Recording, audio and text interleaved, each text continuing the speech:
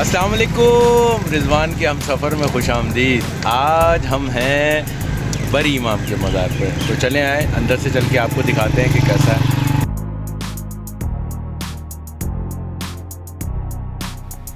آپ اسلام آباد آئیں اور حضرت بری امام رحمۃ اللہ علیہ کے مزار پہ نہ جائیں، یہ تو ہو نہیں سکتا۔ تو ہم نے بھی قصد کیا اس بات کا کہ چلیں حضرت بری امام کے مزار پہ بھی چلتے ہیں۔ یہاں پہنچتے ہیں تو یہاں چھوٹا سا ایک بازار بھی نظر آتا ہے اور دور سے آپ کو مزار کی شبی نظر آتی ہے، جو کہ دور سے ہی، چونکہ یہ پورا مزار مسجد نبوی کے ڈیزائن کو تقریباً کاپی کیا گیا ہے، تو اسی جیسی کچھ شباہت یہاں آپ کو نظر آتی ہے۔ حضرت بری امام کا پورا نام حضرت شاہ عبداللطیف المشہدی کاظمی تھا، جو کہ بعد میں بری امام سرکار کے نام سے بر صغیر پاک و ہند کے ان اولیاء کرام اور صوفیاء کرام میں شامل ہوئے جنہوں نے بیسکلی مغل بادشاہ جہانگیر کے عہد میں اس خطے کو اسلام کی روشنی سے منور کیا تھا۔ بری امام سے جو لفظ ہے بری امام، اس سے مراد ہے کہ ایسا رکھوالا یا متولی جو ہر بر و بحر یعنی پہاڑوں، بیابانوں، دریاؤں، ندیوں، چشموں اور ایسی تمام آب گاہوں کے جو متولی ہیں، جنہوں نے یاد الہی میں سخت موسمی حالات کا مقابلہ بھی کیا اور ان سے بے نیاز ہو کے دن رات چلہ کشی کی، تو ان کو بری امام کہتے ہیں۔ تو اس لیے آپ کا لقب بری امام ہے، حضرت بری امام رحمۃ اللہ علیہ۔ آپ سادات کے ایک مایہ ناز گھرانے کے چشم و چراغ تھے۔ ویسے تو آپ کا شجرہ نسب حضرت علی مرتضیٰ سے ہوتے ہوئے امامت کے 7ویں تاجدار امیر بغداد جو تھے حضرت امام موسیٰ کاظم، ان سے آپ کا شجرہ نسب ملتا ہے۔ ویسے آپ کی پیدائش تو سن 1617 عیسوی میں ہوئی تھی۔ ضلع چکوال کا ایک علاقہ ہے چولی کرسال، وہاں آپ پیدا ہوئے تھے، اور آپ کے جو والد صاحب تھے سید سخی محمود بادشاہ کاظمی صاحب، وہ بھی ایک ولی تھے، اور انہوں نے جو بری امام نے جو اپنی ابتدائی تعلیم تھی وہ بھی اپنے والد گرامی سید محمود شاہ سے ہی حاصل کی تھی۔ جب آپ اس کے اندر داخل ہوتے ہیں تو ایک باہر آپ کو ایک بڑا کمپاؤنڈ نظر آتا ہے، اور بیچ میں آپ کو مزار والا ایک الگ چھوٹا کمپاؤنڈ نظر آتا ہے۔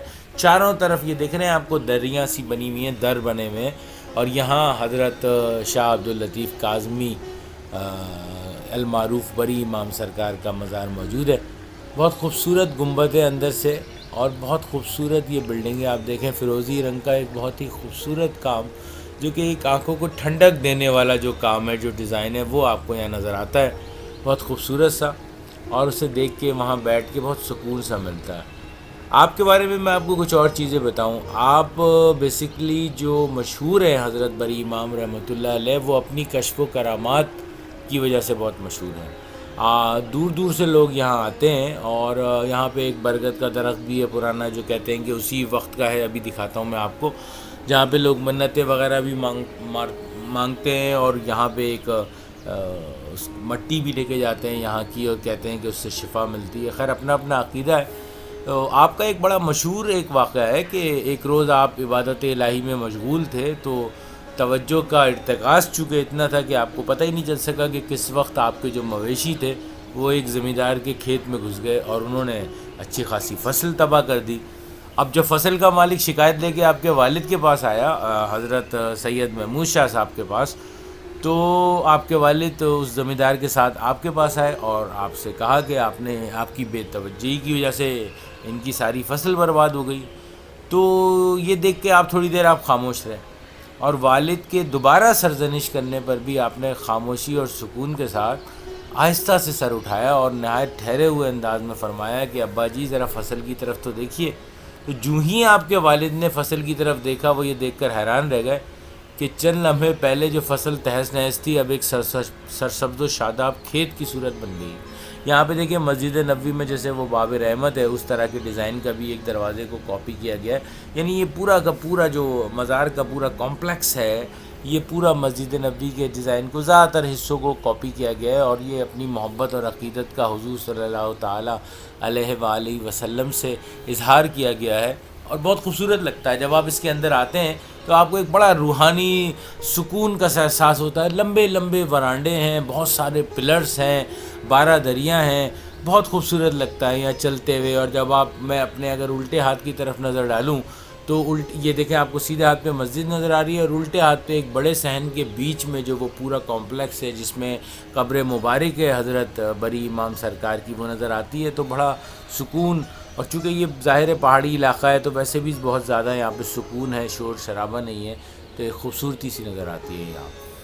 بہرحال تو میں آپ سے کہہ رہا تھا کہ یہ جو خطہ پوٹوہار کی بزرگ ہستی کہلاتے ہیں جو بری امام سرکار، یہ آج سے تقریباً 400 سال کہہ لیں آپ لگ بھگ، انہوں نے ارشاد فرمایا تھا کہ یہ جو پوٹوہار ہے، نور پور اس کا جو پرانا نام تھا، اس کا یہ خطہ ایک دن نہ صرف فرزندان توحید کا مرکز ہوگا بلکہ عالیشان چمکتا دمکتا شہر بن جائے گا اور اس کا چرچا پوری دنیا میں ہوگا. اور آج ہم دیکھتے ہیں کہ اس جگہ کا واقعی ایسے ہی چرچا ہے. آپ حضرت بری امام سرکار رحمۃ اللہ علیہ مقدس مقامات کی زیارت کے لیے مکہ مکرمہ، مدینہ منورہ، کربلا معلیٰ اور دوسرے اسلامی ممالک بھی تشریف لے گئے، اور ان کا یہ سفر لگ بھگ کہتے ہیں کہ 12 سال پہ محیط تھا. اور اسی طرح کئی، میں نے آپ سے کہا نا کہ ان کے کشف و کرامات جو ہیں، معجزات جو ہیں، وہ کئی مشہور ہیں. جیسے ایک دفعہ آپ اپنے مرید کے ساتھ جا رہے تھے تو جنگل میں چند ڈاکو مل گئے، انہوں نے لوٹنے کی غرض سے آپ کا راستہ روک لیا، لیکن جب آپ کے چہرے مبارک پہ ان کی نظر پڑی تو وہ ہمیشہ کے لیے جرائم سے تائب ہو گئے، اور اسی وقت آپ کے ہاتھ پہ بیعت کر کے آپ کے مرید بن گئے. پھر آپ نے یہیں اقامت اختیار کر کے تبلیغ کا کام شروع کیا تھا، اور اس جگہ کا نام پہلے تھا چور پور، پھر یہ ہو گیا نور پور، اور یہاں آپ نے اسلام کی اتنی روشنی پھیلائی کہ اسے ہمیشہ کے لیے نور پور بنا دیا. یہ وہی نور پور شاہ ہے جہاں آج آپ کا مزار مبارک ہے، اور ہزاروں لاکھوں لوگ ہر سال یہاں آتے ہیں آپ کے مزار پہ حاضری دینے.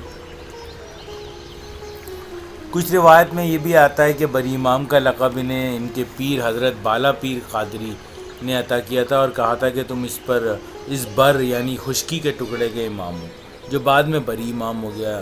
اور یہ بھی روایت ہے کہ آپ کی خدمت میں مغل بادشاہ اورنگزیب بھی حاضر ہوئے تھے اور آپ نے ہی ان کو بادشاہ بننے کی بشارت دی تھی. تو آپ کا تعلق بیسیکلی قادریہ سلسلے سے ہے اور بری امام کے لقب سے زیادہ مشہور ہے.